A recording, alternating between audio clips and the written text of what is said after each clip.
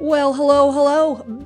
Welcome back to another week of the Savvy Home Seller. Where am I? The Savvy Home Seller Housing Market Show, and where we go into all things real estate, all things housing market, and what is at the top of the headlines this week. I'm here to try to demystify, try to understand, go behind the headlines, get you some data so that you can be prepared and advocate for yourself and understand really what the heck is going on, because man, some of those headlines are confusing. And this week we're talking about, I want to dig into what's it really going to take to get the housing market back into an affordable position. What needs to happen to get back to an affordable housing market?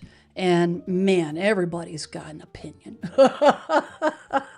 Reminds me of an analogy that I will not use on this PG show, but there's all these schools of thought. There's all kinds of things that are coming down the pipeline from the Trump administration, trying to fix the housing market. Everyone has different ideas, but I'm gonna dig into the data and show you, exactly what really needs to happen.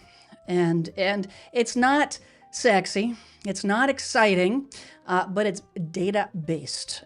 So we're gonna dig into that. I got some other things that I want to dig into on the show today, and I got a lot to get into. So we're gonna get right into the headlines.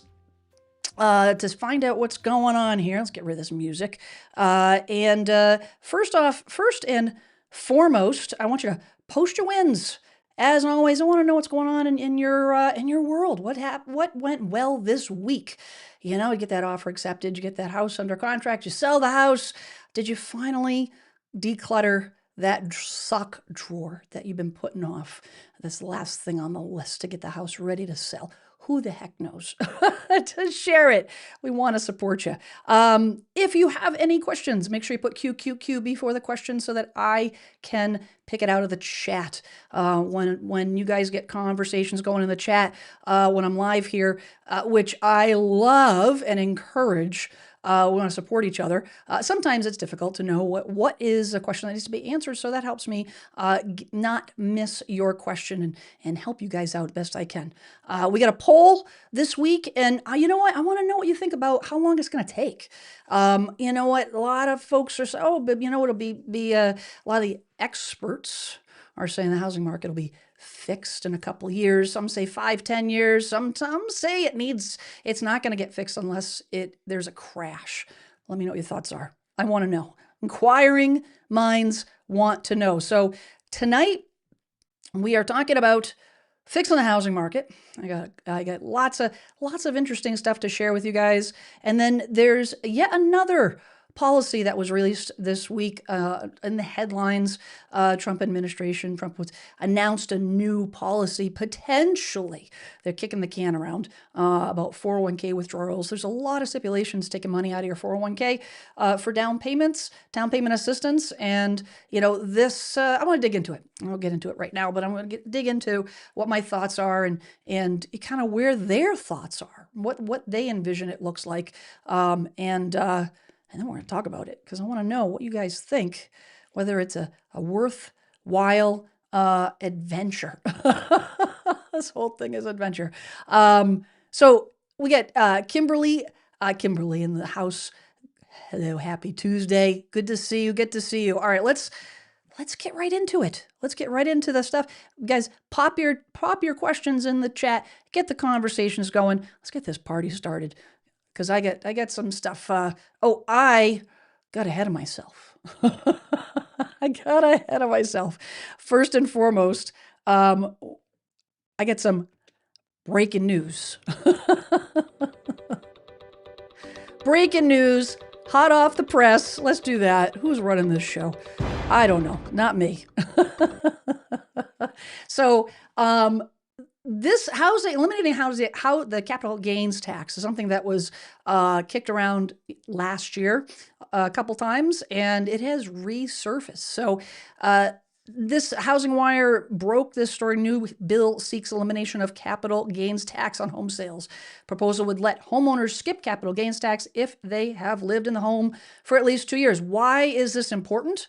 Well, it could potentially free up some inventory. Folks that are not thinking about, they're putting the selling their home on the back burner because of the fact that in order to sell, you're going to have to pay capital gains tax on a lot of equity.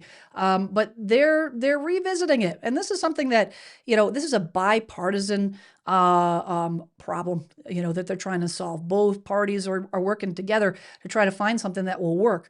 So this is a new bill introduced by Republican Craig Goldman of Texas. It says would remove federal gains, not reduce, remove capital gains taxes on primary home sales for people who have lived there for at least 2 years.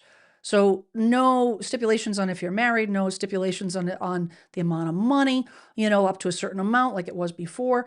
That's it. You've been in the house for at least 2 years, boom. You don't have to pay any capital gains tax. It says, he says that Americans are overtaxed. Yeah, they are. The Don't Tax the American Dream Act repeals costly capital gains tax on home sales so that Americans can keep more of their hard-earned money. He says repealing these taxes would unleash the housing market and help restore the American dream of home ownership. The bill was introduced on January 13th and would allow homeowners to sell their primary residence without paying any capital gains taxes, provided you live in the property for at least 2 years. This has been on something that's been kicked around for a bit. Republican Marjorie Taylor Greene called for an end to capital gains tax on home sales by introducing her own bill, which has yet to advance out of committee. And her comments were echoed shortly thereafter by President Donald Trump, which he indeed put out last year. Goldman's bill also aims to increase the national housing supply, reduce the tax burden on homeowners, and improve housing affordability. As of Friday, the bill's full text was not available on the website of Congress. That is true because I couldn't find it. Tax filers currently can exempt up to $250,000 for individuals or $500,000 for married couples filing jointly from capital gains taxes when selling a primary residence after living in it for at least 2 years. The exemption caps have remained unchanged since 1997 and have not been adjusted to match the significant increases in home values. This is the problem that has been, at the forefront of conversation. Is the fact that this $250,000 for single, $500,000 for married was put into effect way before there was an enormous equity, appreciation, equity hike in the last 5, 6 years.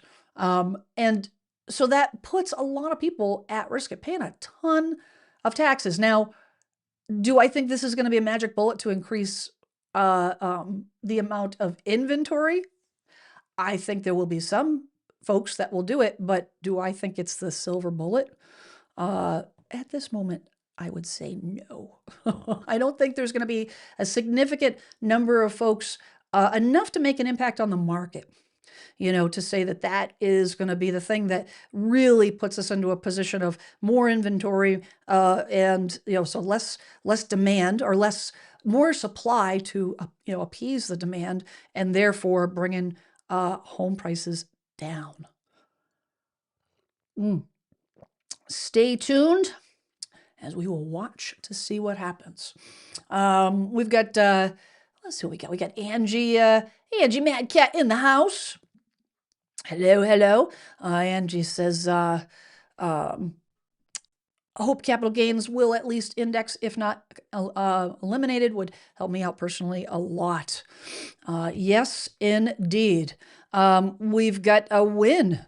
Woohoo for Parrot.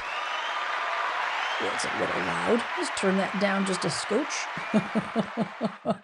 My house went on the market today. When Jen says start 6 months ahead of declutter, depersonalize, clean your house. This advice made my life so much easier. I love hearing that. Thank you, Jeff, for all your coach. You're very welcome. I'm so happy to do what I can to help you. And these types of stories really do fill my cup. They make me, they make put a smile on my face. I love it, love it, love it. Congratulations. Let's see. Course Life says, on the poll I chose when the market crashes, but I wish it said if the market crashes. 100%. I would agree. I would agree. Let's see.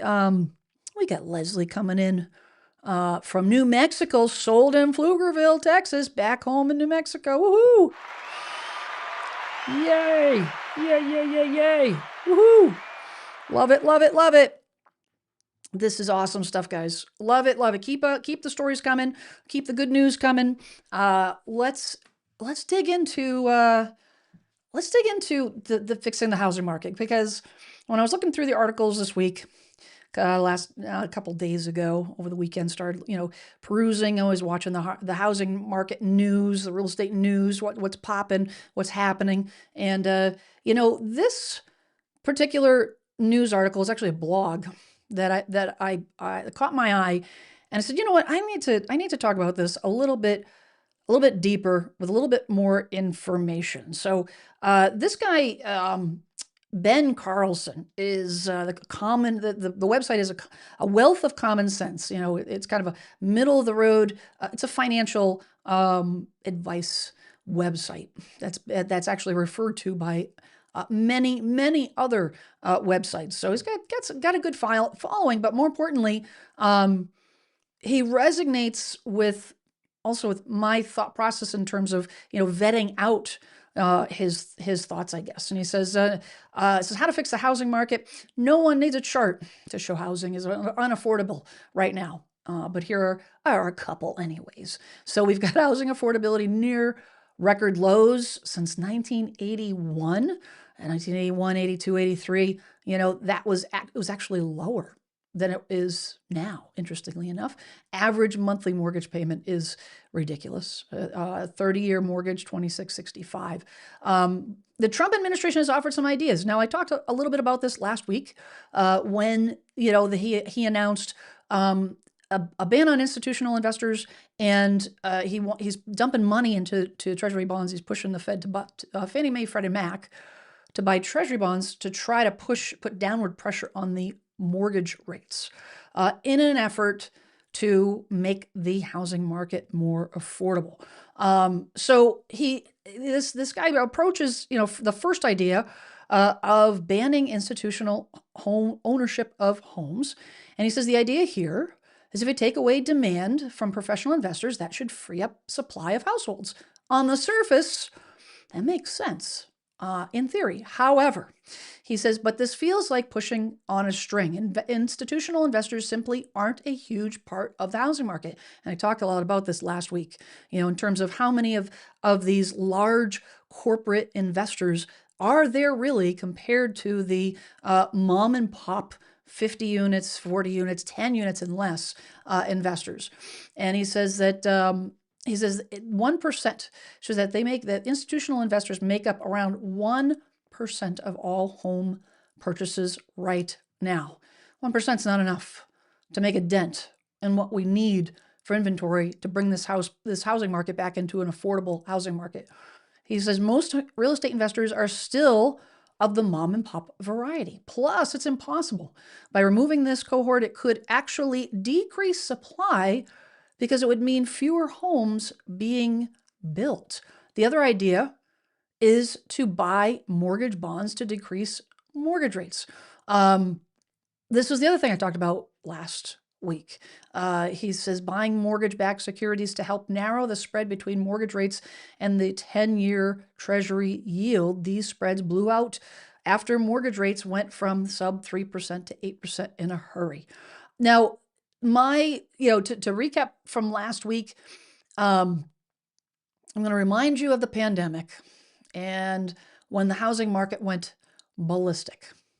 When the housing market went crazy, the government, DC, they were pouring money into the economy. They were giving away buckets of money, but the rates they plummeted down to 3%, 2.5%.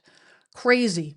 It made that mortgage payment substantially less expensive. What did that do to the market? Well, if you can buy a bushel of apples for 50 cents instead of $5, what do you think you're going to do? You'll be like, I think I'm going to make some apple pies this weekend. You're going to go get some. So did everybody else. And when that happened, you have more buyers chasing after the same house, creating more demand. It increases the sale price. This is this is going to be maybe a short-term fix. Short-term relief does not fix the long-term problem. It's my shoulder. Those who watch this show and follow me and all the things. I mentioned that I messed up my shoulder a couple months ago, and I messed up, injured a tendon around my rotator cuff and all the things. If I just took a leave, a day in and day out, and did nothing else, I might get some relief, make me a little bit more mobile, make me get some temporary relief to the issue. But does it fix the problem? No, it's temporary, because if I stop taking the leave, guess what happens? The inflammation comes back, the pain comes back, all the things. This is what lowering the interest rates will do. And it's going to has the potential to cause bigger problems than it does relief. It'll be relief very short term, but then it's not long term. It's not what will fix the market. But what he said next was the thing that was the reason why I wanted to show this article, go into this with you guys. He says, if we really want to get creative, I have some other ideas. He says, why don't we offer all first-time homebuyers a one-time 3% mortgage rate? You missed out on generationally low borrowing rates in the early 2020s. Now you get another shot. This is an interesting idea. Now, there have been first-time homebuyer programs, low down payment programs.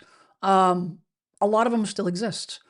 If you meet a certain income requirement, most of these types of special deals have requirements, have income requirements, so that, if you have a bucket full of money, you've been renting your whole life, and now you're going to get into the, as a first-time home buyer, and you make, $500,000 a year or whatever.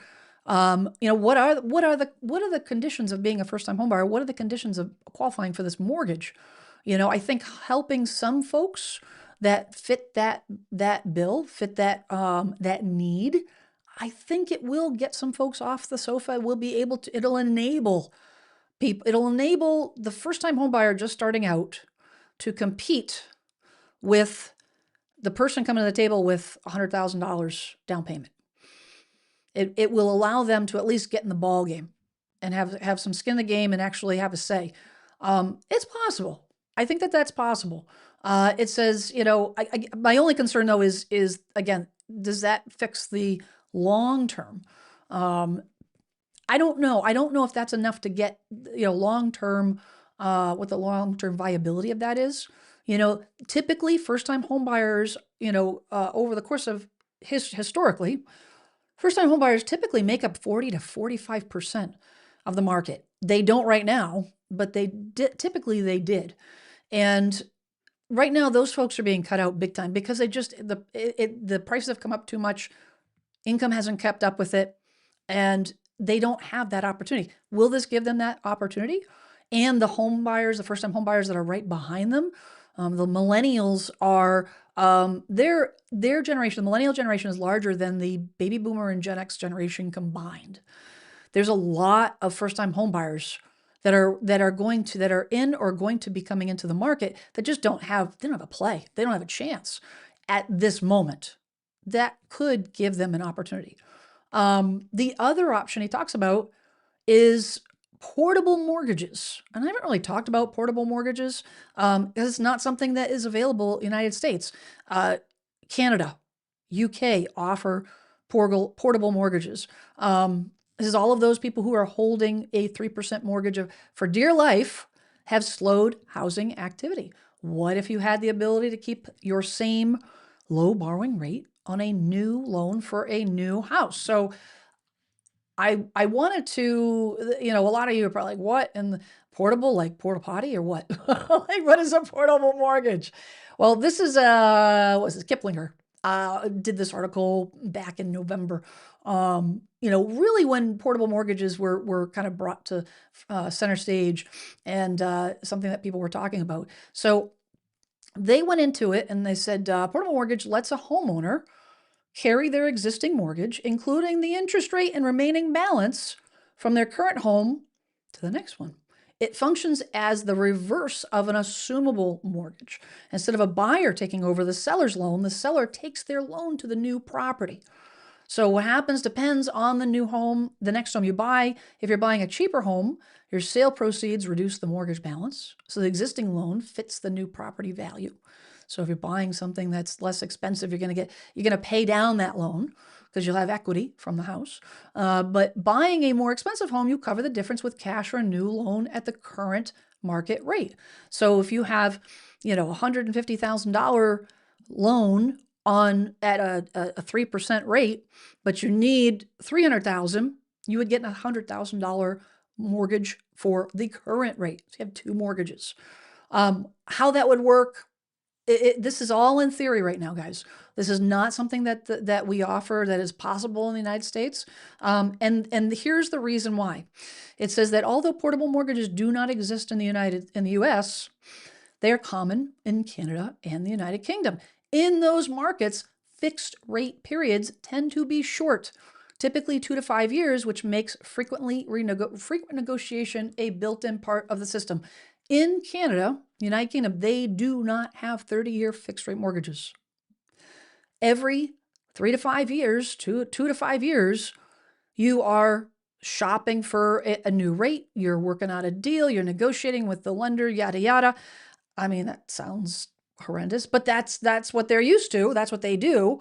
We're used to a 30-year fixed mortgage means set it, forget it, pay it. That's it. Like you don't, there is no, renegotiation unless you're going to do, equity loan or you're buying a new house. But when you have in those fixed rate periods, it creates a different scenario. And they said, they go into why it would be difficult. It says the U.S. mortgage system relies on long-term fixed rate loans that are bundled into mortgage-backed securities, which depend on predictable refinance patterns. If homeowners could carry a 30-year loan from house to house, refinancing would become less common and the loan volume would likely fall. Such a shift could disrupt how mortgage-backed securities are structured and priced. That change could reduce investor demand and ultimately lead to higher borrowing costs. Banks don't work for free. If they're not making money on the interest, if they're not making money on new loans, they're gonna get you somewhere else because they got it. That's their balance sheet. It is what it is. They're gonna get you. It's just the way it goes. And that means if they're not getting it here, they're going to get it somewhere else. The other issue is would it make it improve affordability? It says portability might make a move possible for some homeowners, and an increase in listings from sellers could provide some additional housing supply. Even if the system could accommodate portability, the core issue remains the same. Home prices are high since supply is very limited. The portable mortgage concept would not create a new housing, lower current interest rates, or reduce down payment barriers for potential buyers. It may help a small group of existing homeowners keep their payments manageable by allowing them to avoid today's interest rates when they move. Still, does not change the broader affordability picture for renters, first-time home buyers, and anyone trying to enter the market. Portable mortgages, this reminds me of, the fact that, it's one of those things that and honestly, I feel like this is what's happening with, I give credit to the administration, at least trying to help the housing market. I mean, A for effort, but everything that they've proposed as of late have been Band-Aids. And they're not all encompassing. It's not going to create, across the board positive effect for everyone, which means it'll be temporary. It's going to be temporary. I remember, when, during the election and the Biden administration and then Kamala, that we were talking about giving first-time home buyers, credits. And you know what? That's been done before. Been there, done that. It doesn't help. Short term, great, get a little extra money in your pocket, but it doesn't fix anything. It's putting a Band-Aid. It's taking a leave for your shoulder that really needs rehab. It doesn't help fix the long-term problem. All right, I'm going to jump in the chat before I continue on here with my stuff here. So what else we got? Hello, everybody. Good to see you. We got Karen B in the house, Leslie in the house, Coors Light in the house, Clark the Realtor. Happy Tuesday, Clark. Good to see you. Alex, QQQ, wouldn't reduction of closing costs make buying a house more affordable? It would, absolutely. The big question is not necessarily, would it make that one particular, if you qualified, if you were to fit that mold, then great. But I think the problem is to fix the housing market affordability issue as a whole, which is really what needs to happen. There needs to be savings for everybody. There needs to be savings across the board. And there is a solution. I'm going to get to that in a second. But, it does make it, short-term, slightly more affordable. You could put that money back in your pocket, but not long-term. It's not a long-term fix, for sure, unfortunately. Let's see. Oh, interesting. Angie says we have portable mortgages in California for seniors. 55 plus moving in state. Really? I have not heard that. Maybe it's under a different name, Angie. Maybe it's not considered a portable mortgage, but maybe it's considered something else. Which I believe is that part of Prop 19. I'm pretty sure that that goes hand in hand.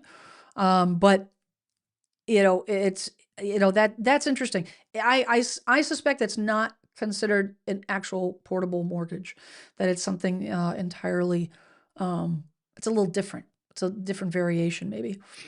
Allie Dion says, French's Bank is a 4-letter word. Amen.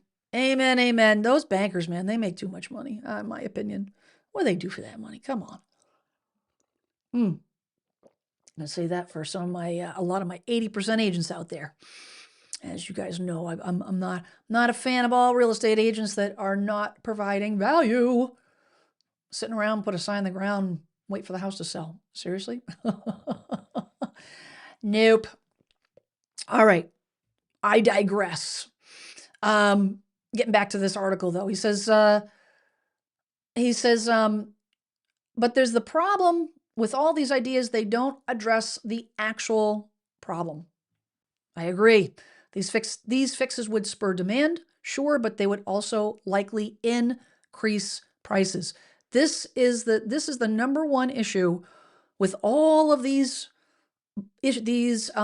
programs, these bills, these policies, anything that's been suggested, is if you don't increase the inventory, all you're doing is increasing demand. If all of a sudden you're making it possible for more people to buy, but you don't actually create more housing, and that's not, it's not about freeing up inventory. It's not. It's about creating more inventory, i.e. building more inventory. Why? Because we've had people, the population growth in this country has not been accounted for. Since the market crashed, since the great financial crisis, the market has not, the volume of homes available for people to buy and live in has not kept up with the number of people, the population growth in this country. And if you don't create more housing, creating housing doesn't mean the 1960s ranch that, you know what, the home seller was like, oh, I don't want to get rid of my 3% mortgage, but oh, wait, I can keep it? Great, I'm going to put it on the market. No, because they're going to go and they're going to take it and they're going to take up another house. So now it cancels each other out. They're freeing up, but they're also taking. It doesn't help. It doesn't help. When you're talking about giving, taking, reducing down payments or, having a lower mortgage payment, that's great. Now you have more buyers. This is already happening. If you have more buyers for the same inventory, it doesn't bring down sale prices. And the reason why there's not going to be a market crash is because the people that are sitting on houses, the people that are maybe putting their house on the market and then can't sell because buyers are taking a step back, is because the majority of the people that have these homes on the market, they don't need to sell. It's not a dire situation. They just say, you know what? I'm just going to sit back. I'm going to take it off the market, which is happening. If they had a situation where there was pressure, a lot of pressure, that'd be different. But getting back to the real problem, and he says it right, and I've been saying this for as long as I've been doing this live stream, the real problem is housing supply. We need to build more homes. He says, I can't believe we don't have more politicians making this a policy priority. I wish they would. Trump talked about it early last year. It is a difficult problem to solve. And actually, he talks about that. He says, to be fair, this is a much harder solution to implement. Every municipality has its own rules and regulations for building codes and such. Cutting through all the red tape to allow more building might not be easy, but we know it works. This is why Washington isn't attacking the problem. They're going for the low-hanging fruit. And you know what? The last week's live stream, I had a handful of folks that commented on the live stream, says, you know, I'm anti-Trump, I'm anti what. I am not. I'm not on the housing crisis. I'm not being anti-Trump. I'm being anti-policy, and I'm a realist. I'm a realist. This is all these policies that he's introducing. It's the reason why I say that it is lip service, and every politician does this, is because there's no legs to it. There's no bones behind it. It's a Band-Aid fix to the problem. It's something that the average consumer, average homeowner, average home buyer can grab onto and say, oh, there's hope. And at least he's doing something. But the problem is, you know what? The ship has sailed. It's past time for that. They gotta get to work. They do the job that they're being paid to do. And this is hard. This is really, really, really hard, because when it comes to creating housing, every state, you cannot have the federal government, nor do we want to, get involved in state zoning and state requirements to create more inventory. But it works. Here's the thing, it works. So how do you get people on board with that? He says in Austin, they built more multifamily units and rents plummeted. This is supply and demand, guys. Supply and demand. You have X amount of widgets. And I know I've said this before, but in the 80s, you guys remember in the 80s when you know, the Cabbage Patch Doll scenario, the Beanie Baby debacle, every Christmas toy until the internet took hold. If you had those stupid Cabbage Patch Dolls people were selling them on street corners for thousands of dollars. It was stupid. Supply and demand. Everyone was trying to get one, but the supply was low. There wasn't enough. Same with Beanie Babies. Super low supply, so people would pay more. What happens if you have more Beanie Babies? Now, you'll go on Black Friday, and I don't know, you guys saw the pictures, social media and stuff like that, Black Friday after, you know, this year, and it's like, looks like an everyday thing. It's no longer like this crazy thing. People are going to run out of the TVs that are slashed 70% or whatever not. Why? Because people go online, myself included, and just order it. Oh, it's 70%, click, buy, done. There's plenty of supply. Plenty. And that's why this formula works. They built more multifamilies, increased the supply, the rents dropped. And it also happened he says, guess what happened when they built more apartments? Home prices fell too. Home prices fell. Between 2018 and 2019, you can see where you know, you have that 22, 23, and then they started. This is why prices have dropped in Florida. And yes, it's more complicated than that in terms of, you know, insurance and HOA and all those things. We put those aside for a second and look at the supply and demand issue. They had more housing to sell. More housing to sell, no supply issue. It weakens demand. People aren't going to pay as much. It's the way it goes. Also happened in Minneapolis. Okay, they increased the amount, of homes. It says cumulative new dwelling approvals for 1,000 people. They improved it, and the rents fell. They started to flat relative to inflation. He says to make a big enough difference, the country across the country, you would likely have to incentivize. I've been saying this: incentivize home builders in some fashion to build more. Some people don't like the government getting involved in markets like this. They would prefer to let the market sort things out. I've heard that commentary. Just let the market crash. Just let the market crash. It'll fix itself if we just let the market crash. Not as you can't let it just, I'm gonna fix my shoulder problem by letting my arm just fall off. Not a long-term solution. It says maybe that will work, but in other countries, things have just become more affordable. If we're trying to figure out a solution to a problem, what do? You look at data, and you look around. Where else has this happened? It's this. You're trying to figure out what your house is worth. You look at comparable properties. You see, what did they sell for? What they sold for will tell you what the buyers are willing to pay. Look at other countries. It says, other countries, things just became more unaffordable since they did nothing to address the problem. It's worth noting that the government played a major role, and this is super interesting. The government played a major role in building the middle class after World War II. They backed all the loans so home builders would go nuts and build enough houses in the suburbs for all of the soldiers who came back from war. There was plenty of housing, and it was affordable. If you guys live in a house, you live in, depending on where you are in the country, the number of homes from the 40s, the 50s, the 60s, and then again in the 70s and 80s, here in where I live, there's a lot.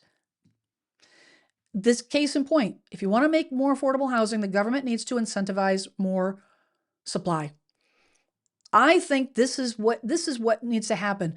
The zoning, they can't and shouldn't get involved in zoning. Nobody wants that. Nobody wants them to get involved in zoning and what can happen and try to, you've got to incentivize things. If you guys have had young kids, nieces, nephews, grandchildren, let's face it, we want them to clean their room. What works like a charm? Piece of candy, little allowance boost. I'll take you to the movies. I'll take you to the park. Incentivize. Boom, magically, the room gets cleaned. Hopefully. You got to incentivize. If there's this right here, I really wish someone would take notice, because it's yes, is it a risk for the government? It could be. They're backing these loans. It sure does relieve, but this is a calculated gamble. There's a risk, and it's calculated. What level of risk? If history has told us that the level of risk is that when this happens, when you back these, they'll build more homes. When you build more homes, the housing market recovers. Housing market recovers, people start spending again, puts more money in the economy. That reduces the risk to the federal government. They stay out of the building trades, they stay out of the zoning, they stay out of the building codes, all those things. And now if you incentivize these builders, now you have a better chance of them building affordable housing. Not these 2,500, 3,000, 3,500 square foot homes that first-time home buyers cannot afford, that downsizers don't want. A 3-bedroom ranch, that's what I'm going to want. 3-bedroom ranch with a couple bath and a half, 2 bathrooms, probably bath and a half. Can I find them here? No, they're in short demand. Love for a builder to do that, but if they had incentivized to do it, this guy is hitting the nail on the head with this 110%. Now I want to kind of dig into that a little deeper, but I'm going to jump over the chat. Let's see what's happening.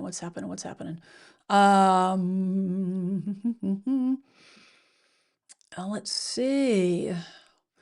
So Michelle says that hi everyone. So house is getting a new roof and still not a nibble.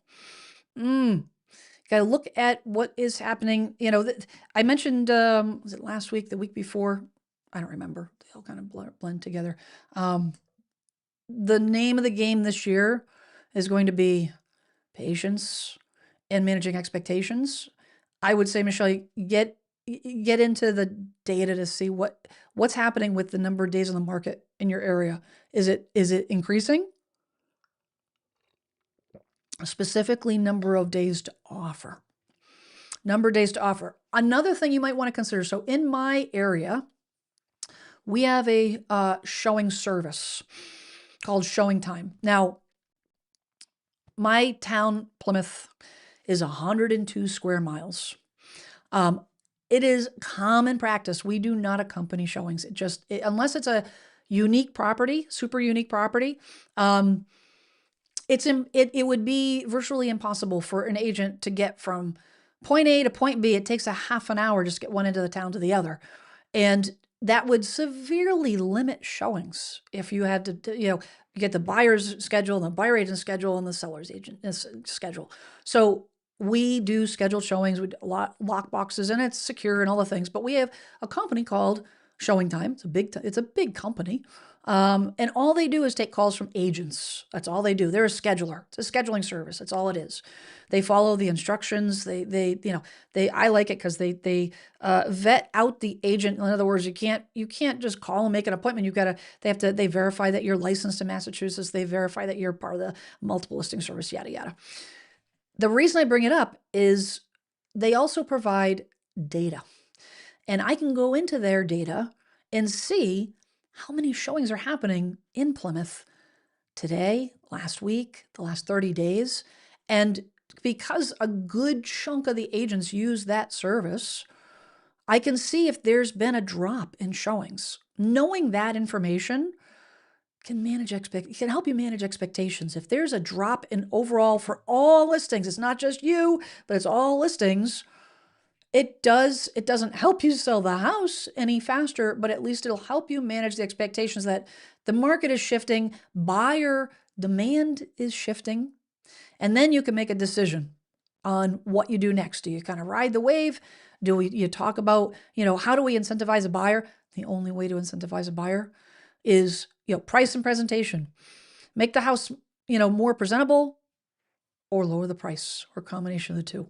So kind of a long-winded commentary on your comment there, Michelle, but I hope it helps. Check and see if they're using Showing Time or some similar type service. Mandamo, hi from Denver. We got the townhome sold. Woohoo! Congratulations. Faster than expected, paid off all our debt and living with in-laws until we decide where to relocate somewhere cheaper. Hope prices and rates stay steady. You might, depending on where you're buying, you might make out because you might get it if you're buying into an area where there is some slight depreciation. You could end up on the positive side of things, which would be kind of nice. Retirement is underrated. Good to see you. The realtor you recommended just came by yesterday to see the bathroom remodel. Still a little more work going on.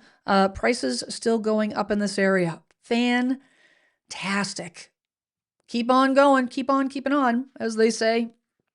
Very, very, very good.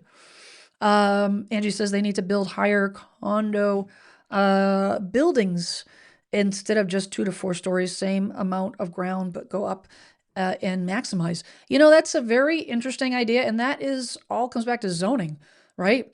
I think we need to get, coming down from the DC level, we got to, maybe lean on our state reps, the representatives from your town that represent you as a whole to try to get some pressure to kind of, lean on, the powers that be, potentially. But, yeah, I would agree with that. I think the thing that is hard, depending on where you live, is I know that I see that it's happened here in Plymouth, is they are very sensitive to urban sprawl.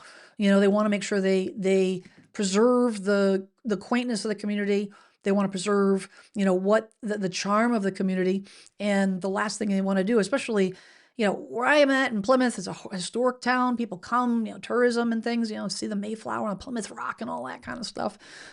Which, to be honest, is probably a little bit, if you've been here, If you know, you know. It's a little disappointing. It's a rock. It has historical significance, but it's a rock and rumored to be not the original rock to begin with. But I digress. But if we had a tour bus pull in, and the first thing they saw was this enormous 10-story apartment building, town Plymouth would never approve it. But maybe in a different part of town, that is less, it impedes less on the quaintness of the town. Definitely a good possibility, though. For sure. Alex says, don't forget about accessory dwellings and backyards that I mentioned before. Maybe a federal zoning law to supersede the state law. I think that would be hard. I think I think the federal government they shouldn't. I'd be very leery with the federal government sticking their nose into any local, governments. However, I think that that's starting to happen already, as the push from homeowners, as a push from, the residents in every town is to, make it more affordable, Massachusetts just did it, which is surprising because, the old Yankees that run the governments up here, and they're very slow to change, super slow to change. And they just approved, ADUs considered to be a separate, residence, and they're encouraging these. And some of these ADUs are, I mean, you could go to Home Depot, buy a shed, insulate it, plumb it, all the things, like not a lot of money. You buy you can buy a small modular home off of Amazon for like, 18,000, 20,000 bucks, and do the same. I think that that's a good that's something that we may see more of, especially if you have, you have a situation where you have adult, children, or adult child, or aging parent, or, or your kids have 5 acres and, whatever, and you want to put that, whatever. There's potential there. However, we need to do whatever it takes to create more inventory. Minimo says, incentivize quality builders to build more affordable homes. Otherwise, you get crap builders pumping out poor quality construction. You might improve affordability, but what about quality? I think that, the quality piece, and here's the thing. I've thought a lot about this. You see these news articles and these YouTube videos about, crappy builders. And for sure, there are some, D.R. Horton got, raked over the coals, for cutting corners. And there are builders that do that have done that where I'm at. They're everywhere. However, the majority of them are not that way. How do you prevent that from happening? I think you've got to lean on local inspectional services. I think that at the local government level, these inspectors have to dig in. And I don't know if they're getting paid off. I don't know if they're just lazy. I don't know what's going on. But, you have, there are state requirements for other types of inspections. Here we have septic inspections called Title V, where it's the septic system. If you have an in-ground septic system, you're not connected to town sewer, you have this system. And in order to sell a house, that system has to pass a Title V inspection. Now, if that Title V inspector goes out there, licensed and all the things, and they cut corners, and then the new owner finds, they find, something happens, and toilet overflow, whatever, and it was caused by a bad Title V, that Title V inspector, boom, they're going to lose their license. So don't mess around. I knock on wood, I have not seen that happen. And some sellers, can we get another inspector that will, help us pass the inspection, wink, wink. And I'm like, no, They're all going to be the same. Not to mention, you don't want that, Mr. Seller. Like, it's going to come bite you. So, I mean, could it be that we have more building inspectors, final inspections that are done by people that are really looking? Some of these things that I see on YouTube and some of the things that are popping up are so darn obvious. I mean, come on. They should never have gotten the certificate. So who issued the certificate of occupancy on that house? Should never have happened. Never, ever. Massachusetts is pretty tough. Where I live in Plymouth, it's very tough. And those inspection guys, they come out during the process while the walls are open, before the walls are closed. Some of these towns need to, that will improve the quality of construction. 110%. But you can't and shouldn't avoid the pain. It's like working out. You're like, I want to build muscle, but I don't want to feel the pain, because building muscle means micro tears in the muscle, and then the muscle heals those micro tears and it grows stronger. You build muscle. How can you do that without the micro tears? You can't. So there's got to be, you don't avoid. You say, well, I don't want to do that, so I'm just not going to work out. I'm just not going to build muscle. Well, that's not a good solution either. I don't think any of this stuff, this is why it's so hard, Mandamo. This is why it's so hard. The solution is not easy. This is why the powers that be would rather take these easier, low-hanging fruit, interest rates and, credits and whatever. Way easier to do that than attack the issue head on with the real solution. That's my take, anyways. And this gentleman I'm talking on this article, this blog, feels the same. Yes, Clark says he's got showing time down there as well. Yeah, Tracy Lee says we have showing time in my area. Really liked it. Was much more convenient. We got SMV says I enjoyed seeing the Rock. It's a nice experience. I think that doing that in the Mayflower and all the things, and then going over to Plymouth Plantation, seeing that living museum over there is pretty darn cool. Angie says, I think they need to start building like that in the neighborhoods coming up, so buyers know ahead of time what their community will look like. Well, here's the thing is that this is why it worked back then.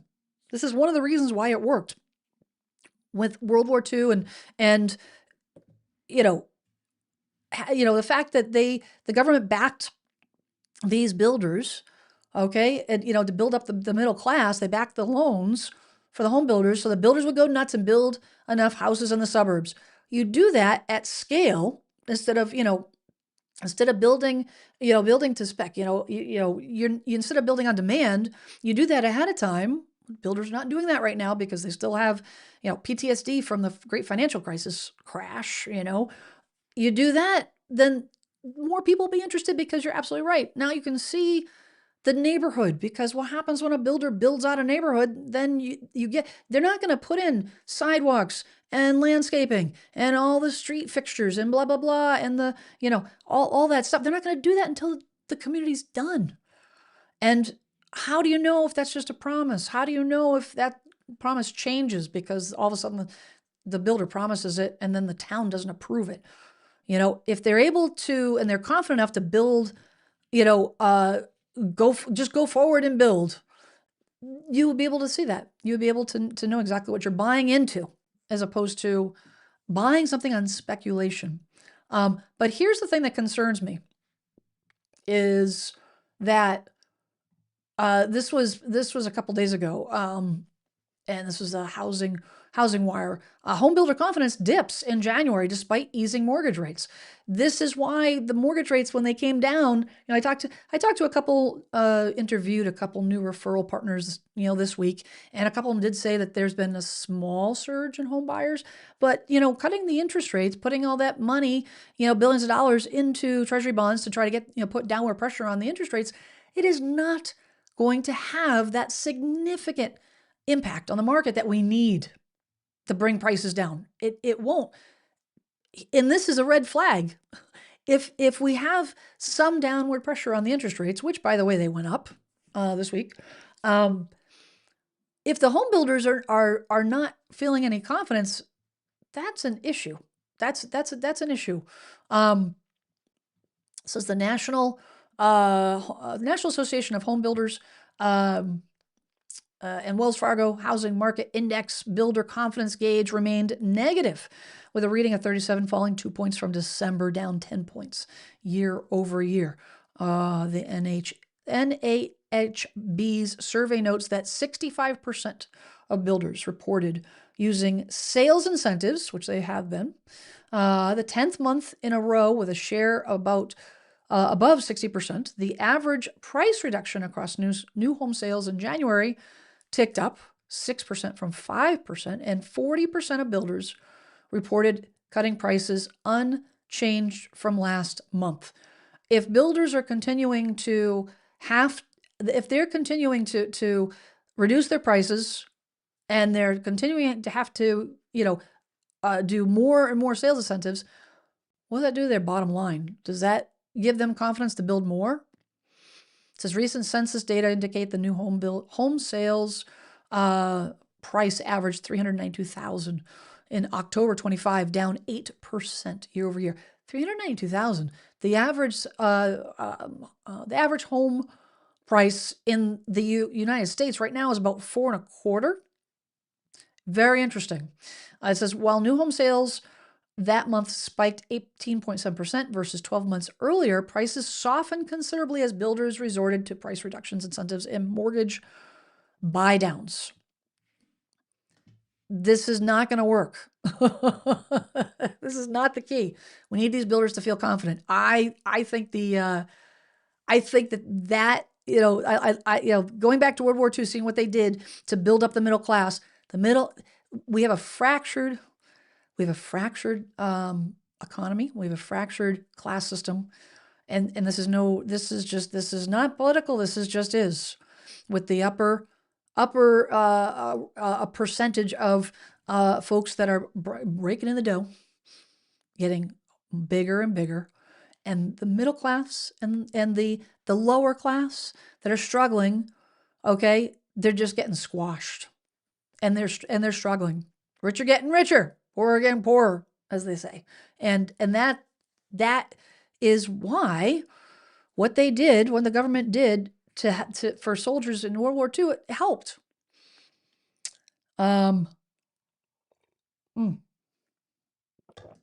It's just not easy, but you know what? Nothing good ever comes easy. So, guys, don't forget about the poll. We've got about 60 votes on the poll. I'm going to check in with that in a bit. So, the other thing that I wanted to talk to you guys about was an announcement by the Trump administration. They're talking about 401k withdrawals, and specifically, for down payment on a home. Now, if you, as first-time home buyers, for certain situations can take money out of your 401k penalty free, but oftentimes it's not penalty free. So I just wanted to show, sorry, I've got a very itchy nose. I think it's just the dry air and the dust this time of year. So I apologize. What do they say? When your nose is itchy, somebody's talking about you or something? I don't know. Or your ears are ringing? I don't know. I digress. This is Realtor.com. It says the Trump administration will announce a plan next week to permit Americans to draw from their 401k plans for a down payment on a home. White House National Economic Council Director Kevin Hassett told Fox News Business on Friday morning that President Trump will put out a plan in Davos next week. He says I had to kind of dig into this to understand exactly what the heck he was talking about. Because we're still talking about the mechanics of it. But suppose you put a 10% down payment on a home, and then you take 10% of the equity of that home and put it in an asset in your 401k, then your 401k would grow over time as the value of your house grows. What he's talking about is not actually taking money out of your house. So you have 10% down payment. And I don't know how this helps down payments assistance on a home for a first-time home buyer. I don't see that it does at all from my observations. You put 10% down on a home. Great. You buy the house. What they're talking about is just a transfer, a computer transfer, not a HELOC, not an equity loan, but it's just you're transferring 10% of your equity to your 401k. So you'd have 10% of your equity sitting in your 401k, growing with your 401k. It's all on paper. It's not a physical transfer. It shows up on your 401k as 10% equity in your house. It's treated like an asset that grows and appreciates over time, which the only way that that would be of value is if your 401k is growing faster and than the average home sale, the average home value. If your 401k is appreciating 7% a year, 6% a year, and home values are only appreciating 2% a year, then you're gonna luck out. But how does that help pulling money? And typically it's first-time home buyers that pull money out of a 401k. How does that help a 401k? How does that help a first-time home buyer? Inquiring minds want to know. This is the Band-Aid stuff that gets me fired up. And again, I got some backlash last week. Oh, you're anti. No, Biden did the same crap. Excuse my language. And they all do. Every politician does to a certain degree. It says at first blush, it might seem great to free up these previously illiquid assets for down payment. Home prices will also go up in response. If the government gave everyone a check, $20,000 check, that could only be used on down payments, home prices would go up by a similar amount. So the net effect on overall market affordability would probably be quite small in the supply-constrained Northeast and Midwest. Such a reform could make the affordability issue worse. This is exactly what I'm talking about. This is exactly what we're talking about. If you don't have more homes, introducing more buyers into the market, how does that help affordability? It doesn't. It doesn't. You have more buyers competing for the same house, period. And there are markets that are in balance or either balanced more towards the balanced market or slightly, in a buyer's market. There are buyer favored markets in the country, but that's not across the board. A lot of them are almost starting to be a little bit, more neutral, but it's not there yet. It doesn't get us. This does not help. This will make the situation worse. Worse. Clark says that some builders are offering rate buy downs as low as 1.99%. Wow. Now, Clark, I know you're in Atlanta, and Atlanta's going through some serious interesting times down there. You're one of the epicenters in terms of these corporate investors. You've had a lot of new construction, and you feeling some pains down there in the housing market. It says, but it's not bringing that many people in to buy. It doesn't solve the affordability problem. People, in order to get the prices need to come down. The prices need to come down, period. End of story. Mic drop. Done.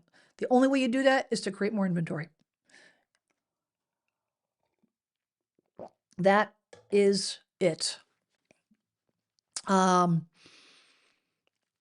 says that sometimes the new laws gave built-in loopholes that don't help the consumer. That is true. And that's why I hesitate when, I just don't think having the federal government directly involved with local governments, anything, state governments, not a good idea. I think that is something that needs to be respected. That separation needs to be, respected. But if you have, incentives to home builders with certain, with certain criteria, and then the state steps up and says, okay, we're going to increase inspections. We're going to increase, because it always seems, it's interesting that the issues with these home building quality issues are in the same area. And yes, you could say, oh, that's because they're building more. But really, is that really the case? Because it's not that Massachusetts doesn't build at all. Yeah, there's building. Absolutely, there's new construction. 100%. But I don't see that issue. I mean, we had Pulte in the 80s, 90s, early 2000s, built a lot of homes with some ginormous neighborhood in Plymouth. Some less expensive building materials because they would literally bring in, the framing would be on the back of a tree. I mean, it looked like, they'd clear the streets and all the trees are gone. And then they come in and it's just like everybody's getting the same house. It looked like it was out of the Midwest. Everybody's just the same house. You're getting laminate, you're getting carpet. They're less expensive, but the houses were fine. People knew what they were buying. They knew they weren't buying the top luxury home. It was just a less expensive, in terms of the finishes, because we have inspectional laws in Plymouth that make sure. That's what I think needs to happen to help with the federal government shouldn't step in terms of building quality. The local governments, they need to step up. That's where your state reps come in hand into play, in my opinion. Angie says, kind of scary to take money out of your 401k. People are not saving enough for retirement as it is. Amen. Amen. Amen. I couldn't agree with you more. I'm a Gen Xer. Our generation is probably the least prepared for retirement compared to any generation. Okay? Period. It's not because the boomers are making more money. It's not because it was, they enjoyed an equity boost, great, but they were savers and they knew how to put money aside. Our generation, it was hard. Okay? I've been self-employed for 30 years. I'm not prepared for retirement. When the market crashed, put in my retirement, buy groceries. I got 2 kids. What am I going to do? Go buy groceries. I think, but I agree with you because the thing that you don't, and I'm trying to teach my 24-year-old this, the value of starting early, get compound interest. Compound interest is a magical thing, but taking money out should be a last resort because the reality is if taking money out of your 401k for down payment is okay if you're going to put it back. Most people don't. Once you get your foot in the door and then, oh, geez, I got to replace the dishwasher. Oh, I got to replace the water heater. Oh, I got to replace the on and on and on and go. It never ends. As a homeowner, you're always making improvements. And meanwhile, that margin for spending gets narrower, as life goes on, especially when you're in an economy that, is fighting inflation. Things are more expensive. So I agree, Angie. I think that's not the answer. People should be hearing, want to hear, or should be led to think that it is, a good excuse, a good way to go. Love your message. Your messages. I had to take the cat to the vet. Tarnius, yes, you are excused. You are always excused, MHOA. You're always a regular. You and Angie, a couple others. You guys are always. I appreciate you guys showing up every week. I really do. QQQ Celeste says, what is considered an affordable market? Is it a percentage of homes owned versus rent? No, it's the relationship between income and the average home price, and it's a percentage of your income.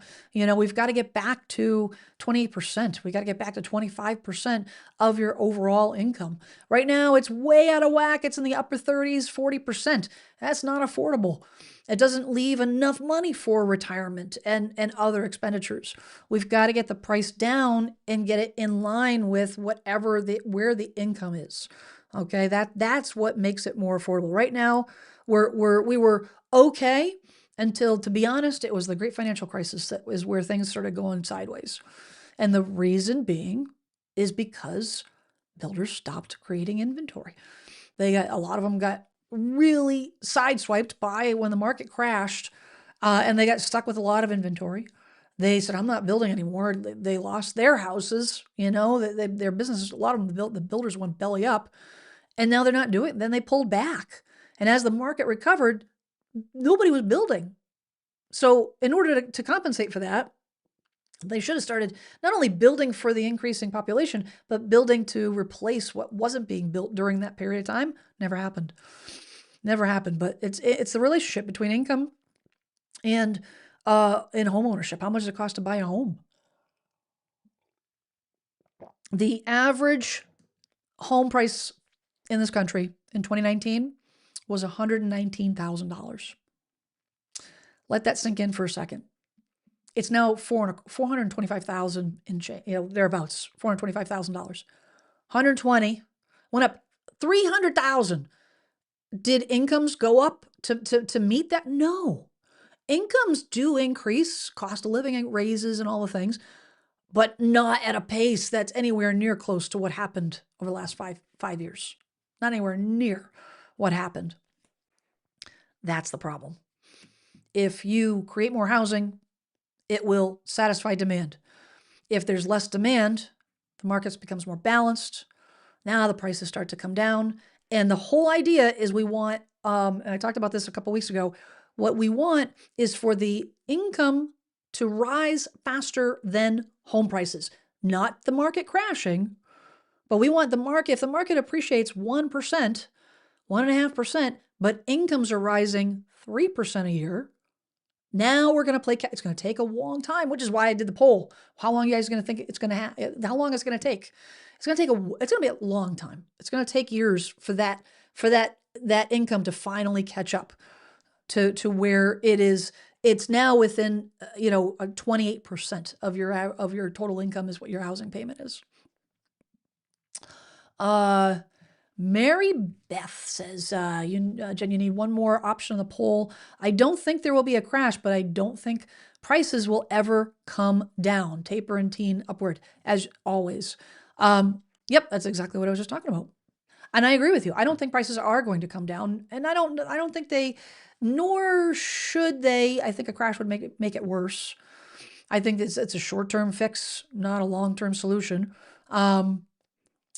The prices, it's not a matter of the prices coming down, because prices aren't going to come down. It's having them appreciate at a much, much, much slower rate to allow income to catch up. That's what needs to happen. I'm not a financial advisor. I'm not an economic, I'm not, strong in economics, but I can see the data, and I can, read research. That's what I want you guys to do. Research. Let's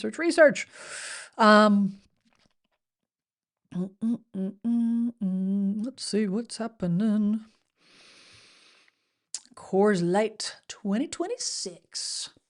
Jen, do you know the average permit and other fee costs to build a new single family home in your area? I don't, actually.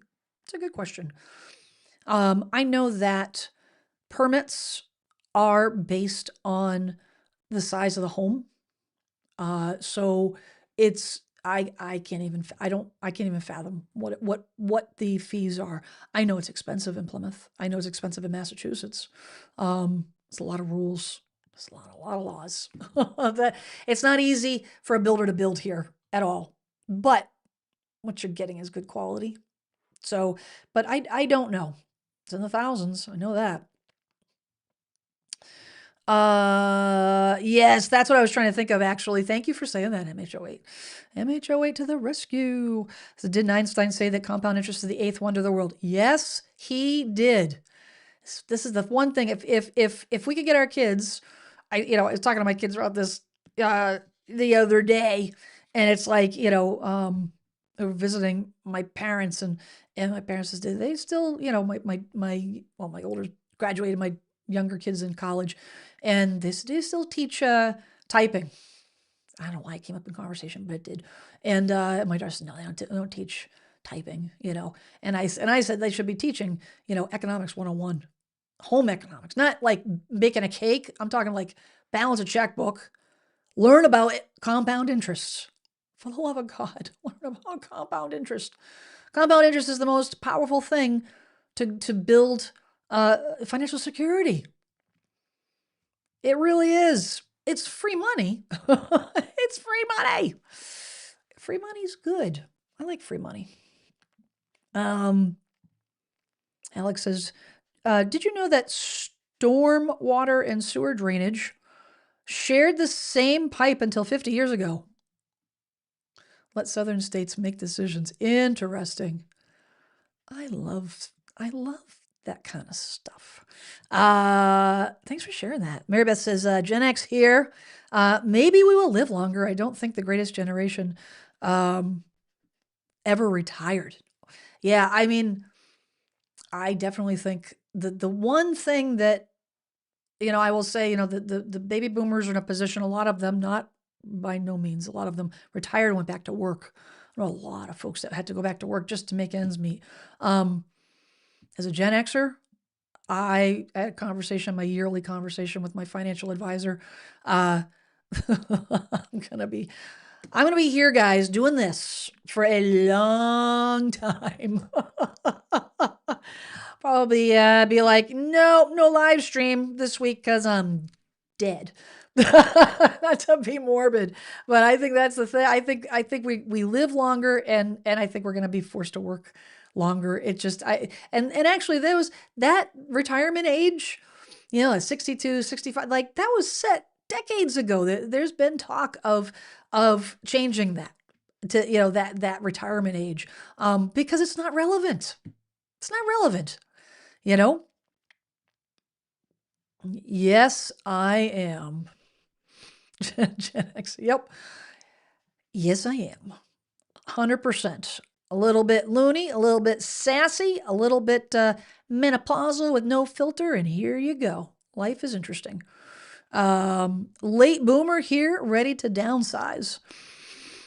Oh, good for you. Good for you. Good for you. This is Jen. Today I was updating our smoke detectors in our 1975 raised ranch in Connecticut. We are getting ready to sell. Do you know if every bedroom needs a detector? Check your state fire codes.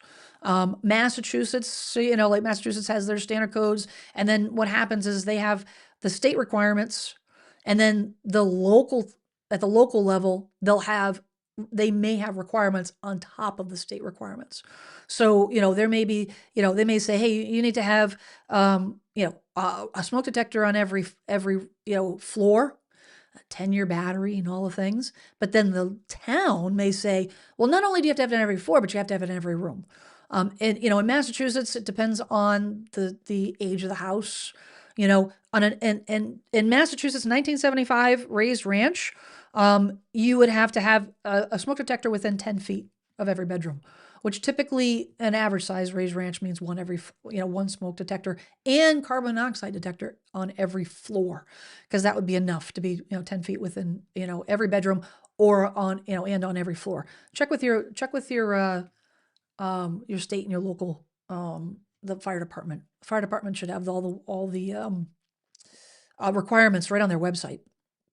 Be able to tell you that information. 100%. Being that you're in 1975, though, I would not, I don't believe someone that tells you, oh, you got to have them all hardwired, because I have seen that, heard that from agents that don't know what they're doing, and they tell a seller that the house that's 1960, oh, you got to have them hardwired. No, you don't. That is unrealistic to have that that requirement. But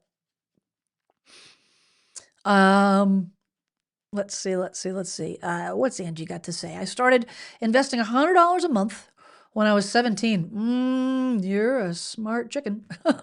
And thought it was the hardest thing ever. It's so true. It's so true. It's the thing is not to go down an investing size of the housing market show. And I'm not an investor in expert in investing or anything of that nature. But in terms of like just average everyday stuff, you take the money out, you don't think about it, you adjust to it. End of story. $50. Boom. You do that every month for a year. All of a sudden, you don't miss the $50. Push it up to 100. Boom. All of a sudden, you don't miss 100. I did that. My kids, when they were, 9, 10 years old, I put a couple $100 in a savings account for a car for them, knowing that they're eventually going to need to drive, knowing that I need my car for work, so I'm not taking my car. That can't happen. So what are they going to do? I want to be able to help them if I can. So I did a couple $100 every month. By the time they got their license, we had enough money to get a really reliable used car. Little bit, little bit, little bit. I didn't miss it. I set it up as an automatic transfer from my checking account to my savings account. It just happened, and the money wasn't there, and you get used to it. Super, super sound advice. I'm trying to get my oldest daughter to it's an adjustment. It's an adjustment. Yeah, Angie says, for some trades, the retirement age is definitely relevant. No way my husband could do his job at a quality level at 67 plus. I 100% agree. And I think that's why a lot of baby boomers retire their existing job and then they get something low level, like bagging groceries at the grocery store, or something along that, something really, easier job, I guess. Not to say bagging groceries is an easy job, but something like greeter at Walmart or something like that, something that is a little bit less impactful. It breaks my heart, makes me sad. Although some folks need to get out of the house. I mean, let's face it, if you've been married for a long period of time and then all of a sudden you're with your spouse day in and day out. I've talked to some people that went back to work just because they're like, I can't be here. I love my spouse, but I can't be here 24/7 with this person. I've gotten used. I need my time away. It's true. It's true. Let's see. Oh, because we have 2 upstairs, 2 down, and they are hardwired. My take on smoke detectors is you can't have too many. The fire department's not going to fail you for having too many. They're only going to fail you if they're not in the right place, the right year, they have that, the 10-year battery, or you don't have enough. Yeah, Mary Beth says, I agree. Angie, my husband's in the transportation industry, agree. He agrees 65 is it, but he'll probably find something else to do. There you go.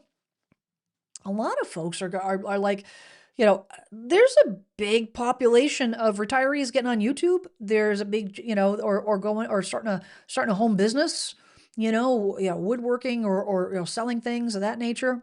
More of like a passion project, but staying busy. Yeah. Oh, that's true. That's true. I'm kind of dating myself, I guess. Every grocery store I go to a self bag. Yeah. You know why I think is because people don't want to do it. and more importantly, the companies don't want to pay. So if they can get out of it cheaper, they will. All right, we're going to do the poll here, guys. What time we got? Let's see. We got the polls. How long do you think it will take to get back to the housing market, to affordable housing market? So 12% said 10 years plus.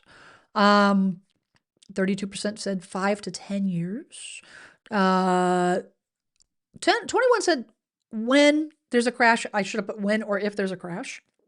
21%. And 35% said less than 5 years. I'm going to show you something real quick that I thought was interesting. Wanted to share with you. So Redfin did an article back in September.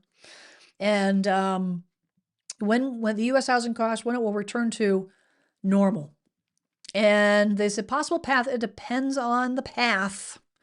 But it says, if mortgage rates fell to 5.5%, annual household income growth stays at 3.9%, and home prices grow at current rates, the U.S. housing market, now keep in mind this was back several months ago, will return to normal by November 2030. If the housing prices stay flat, again, giving income a chance to catch up, housing costs will return to normal by January 2029. I think that's super optimistic. If housing prices fall 2% year over year, I don't see that happening across the board, every state in the country. Housing costs will return to normal by November 27. And if they grow 2% year over year, housing costs will return to normal in July 2032. So 26, 7, 8, 9, 10. Yeah, or 5 to 10 years. I tend to think it's going to be at least 5 years. That's my take on it. I love that the majority of you said less than 5 years. You know what? If the current administration, if things change and we see a bump in new construction, that will significantly change things. That will put downward pressure on prices. It won't go negative. It won't depreciate, but it will put some downward pressure so that we need to really have that appreciation be minimal, 1%, 1.5%. That's the only way this works. The only way it works. The risk is if we start seeing policies that could make this worse, like temporary interest rate drops and things that artificially inflate the market. This is what happened during the pandemic. It was artificial it artificially inflated it because it was free money. Free money.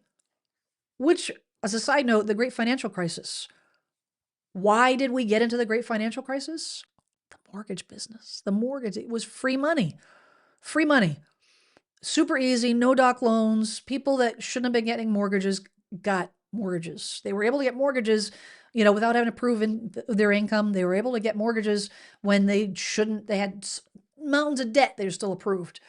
And they got into houses they couldn't afford. There's also speculative housing purchases and flips where people couldn't afford it. Different story, different church, different pew, same church. Same church, different pew. Great financial crisis. It was all about the mortgage industry. That could potentially happen on this end. Current. It doesn't. There's no long-term help. There's no long-term fix except for housing, creating more housing. I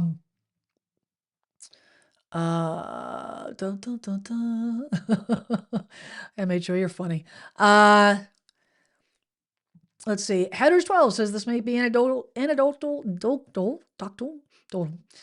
talk tonight. The pattern I'm seeing, at least in my industry, is that the previous generation is not retiring. We have 70 plus age people who are holding top positions. For the love of God, guys, just look at our government. Congress, the Senate. Like, seriously? Like, some of these people need to go. And I don't mean like go because of political presence and whatever. I'm talking like they should be retired. Like, make room for the new people. Off you go. See you later. Go sit on a beach somewhere. Please do. Enjoy your time. Let's see. Yeah, it's crazy. Guys, if you are, and I haven't mentioned this in a bit, but if you are if you're thinking about selling, if you're thinking about buying, I often refer to agents that I refer out as, either an 80% or 20% agent, where, it is my opinion after 30 years that 80%, to be honest, probably closer to 90% of the agents in the real estate industry, they just don't cut the mustard.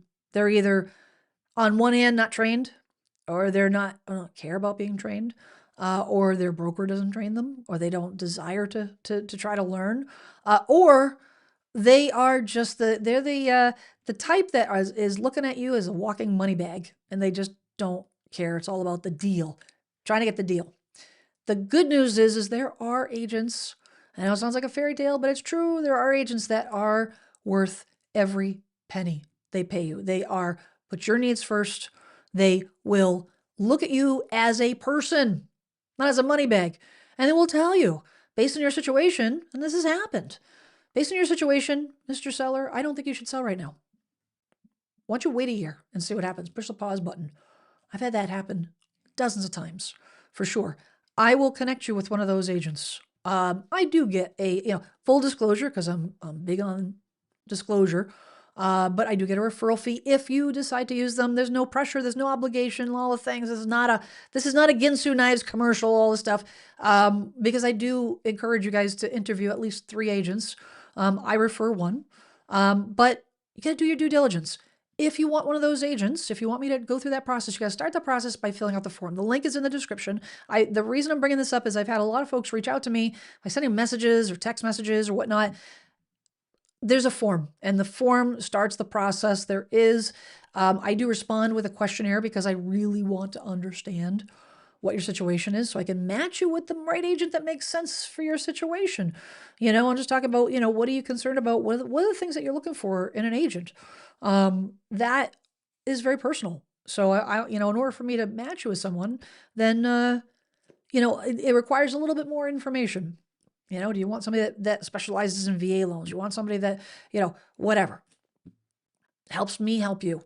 So I just wanted to point that out. Guys, I got a couple more. I'll answer a couple more questions. Hi, Jen, in your opinion, what is the percentage of decline in real estate values to be considered as a market crash? Typically, it's about 25% or more. Is typically what is, defined as a crash. Significant. 3%, 5% is not a crash. That's just a decline. 100%. Yeah, I don't see us going down that path in the slightest bit. Guys, as always, I super appreciate you being here. There's a lot of folks you can spend time with, other YouTubers, all the things you can watch, but you chose to spend your precious time with me, and I greatly appreciate it. As I always say at the end of my live streams, as is true today as it was when I started saying it a couple of years ago, there's a lot of stuff going on in the society. There's a lot of stuff, a lot of conflict, a lot of unhappiness, and you may see differently than the person you're talking to, or make a judgments on someone based on what the words that are coming out of their mouth, the way they look, the color of their hair. Before you judge, seek to understand. Be curious, not judgmental. Be curious, not judgmental. Consider that there might be more to the story. I think if we all practice that, we could bring a little bit more calm to our lives and understand. And if we think about the fact that everybody's got a cross to bear, everyone's got issues. We're all looking for cheaper groceries and cheaper gas, and everyone has a struggle of some way, shape, or form. No one is immune.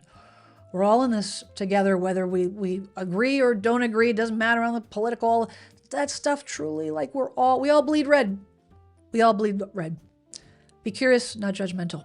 Guys, take care of each other. Check in on your neighbor. Stay warm, and I will see you guys next week, next Tuesday, 6 p.m. Eastern Time, right back here with an update on what the heck is happening in the housing market. Thanks so much, guys. We'll see you then. Ciao.